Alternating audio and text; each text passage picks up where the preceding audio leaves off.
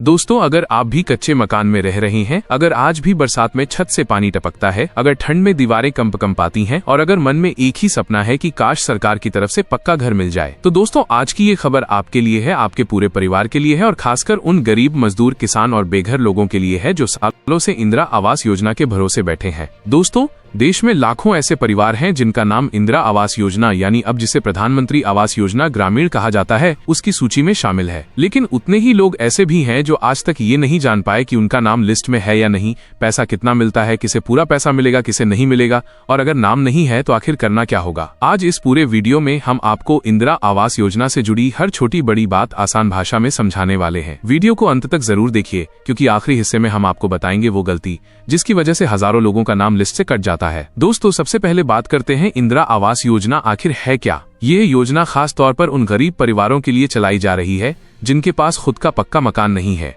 सरकार का सीधा मकसद है कि देश का कोई भी गरीब परिवार ऐसा न हो जो कच्चे घर में, झोपड़ी में या टूटे फूटे मकान में रहने को मजबूर हो। इसी उद्देश्य के तहत सरकार गरीबों को पक्का मकान बनाने के लिए सीधे खाते में पैसा देती है। अब सवाल उठता है कि इस योजना के तहत कितना पैसा मिलता है। दोस्तों, यहाँ पर बहुत सारे लोग भ्रम में रहते हैं। कोई कहता है 1 लाख मिलता है, कोई कहता है 2 लाख, कोई कहता है 2.5 लाख। तो सच्चाई क्या है, चलिए साफ साफ समझते हैं। ग्रामीण इलाकों में रहने वाले लाभार्थियों को इंदिरा आवास योजना के तहत करीब 1,20,000 रुपए तक की सहायता राशि दी जाती है। वहीं अगर आप पहाड़ी इलाके में रहते हैं या दुर्गम क्षेत्र में आपका गाँव आता है तो वहाँ ये राशि करीब 1,30,000 रुपए तक दी जाती है। इसके अलावा अगर आपने मनरेगा में काम किया है तो मजदूरी के रूप में अलग से पैसा मिलता है और शौचालय बनाने के लिए स्वच्छ भारत मिशन के तहत अतिरिक्त राशि भी दी जाती है। दोस्तों, ध्यान देने वाली बात यह है कि ये पैसा एक साथ नहीं मिलता। सरकार ये राशि अलग अलग किस्तों में देती है। पहली किस्त तब मिलती है जब मकान का काम शुरू होता है, दूसरी किस्त तब मिलती है जब दीवारें खड़ी हो जाती हैं और छत का काम शुरू होता है और आखिरी किस्त तब मिलती है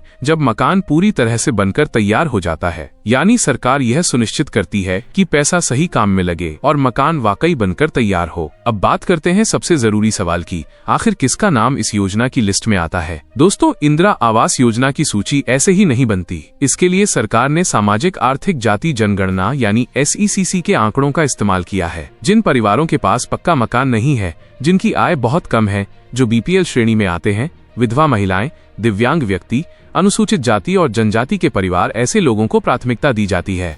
अगर आप ये जानना चाहते हैं कि आपका नाम लिस्ट में है या नहीं, तो इसके लिए अब सरकारी दफ्तरों के चक्कर काटने की जरूरत नहीं है। आप घर बैठे भी ये जानकारी निकाल सकते हैं। लेकिन दोस्तों, यहाँ पे एक बात बहुत जरूरी है।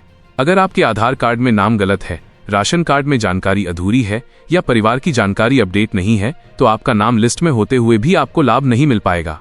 अब बात करते हैं उन लोगों की जिनका नाम लिस्ट में है। अगर आपका नाम सूची में शामिल है तो आपको सबसे पहले अपने ग्राम पंचायत या ब्लॉक कार्यालय से संपर्क करना होगा। वहां आपकी जानकारी सत्यापित की जाती है। इसके बाद आपके बैंक खाते की जानकारी ली जाती है। ध्यान रहे, बैंक खाता आधार से लिंक होना बहुत जरूरी है। अगर बैंक खाता आधार से लिंक नहीं है तो पैसा अटक सकता है। दोस्तों, बहुत सारे लोग ये शिकायत करते हैं कि उनका नाम लिस्ट में है लेकिन पैसा नहीं आया।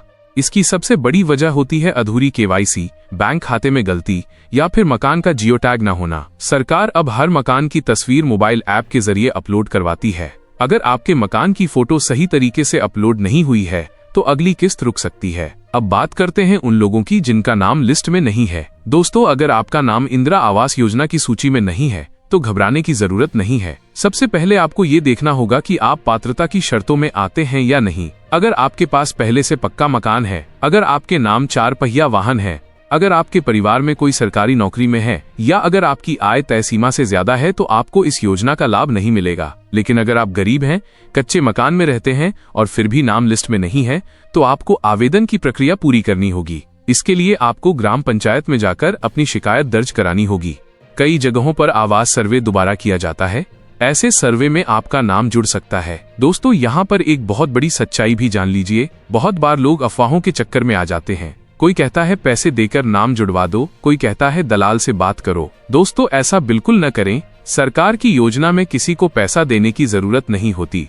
अगर आप पात्र हैं तो आपका नाम खुद जुड़ता है। अब सवाल आता है कि किसको इस योजना का लाभ नहीं मिलेगा। जिनके पास पहले से पक्का मकान है, जिनके नाम पर बड़ी जमीन है, जिनके पास ट्रैक्टर, कार या अन्य महंगे वाहन है, जिनके परिवार में कोई आयकर देता है, ऐसे लोग इस योजना के लिए अपात्र माने जाते हैं।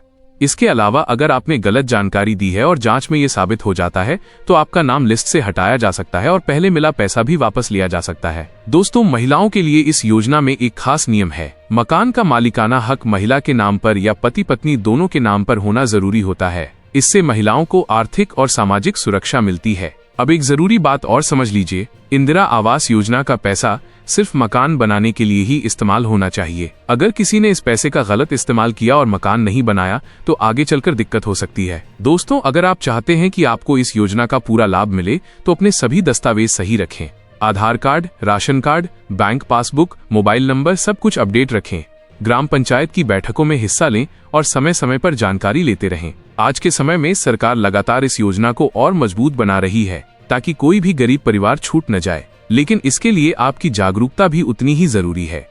अगर आपको लगता है कि आपके गांव या मोहल्ले में कोई पात्र व्यक्ति है जिसे इस योजना का लाभ नहीं मिला है तो उसकी मदद करें, उसे जानकारी दें। दोस्तों, अगर आपको ये वीडियो उपयोगी लग रहा है, अगर आपको लग रहा है कि इससे किसी गरीब परिवार का सपना पूरा हो सकता है तो इस वीडियो को ज्यादा से ज्यादा लोगों तक जरूर पहुंचाइए। नीचे कमेंट में जरूर बताइए कि आपके गाँव में कितने लोगों को इंदिरा आवास योजना का लाभ मिला है, और अगर किसी को अब तक नहीं मिला तो वो अपनी समस्या लिखे। हमारी टीम पूरी कोशिश करेगी कि आपको सही मार्गदर्शन मिले। मैं फिर से यही कहूंगा दोस्तों, ये योजना सिर्फ एक सरकारी स्कीम नहीं है, ये गरीब के सिर पर छत का सपना है। इस सपने को पूरा करने के लिए सही जानकारी सबसे बड़ा हथियार है। बने रहिए हमारे साथ ऐसी ही सच्ची और जरूरी खबरों के लिए।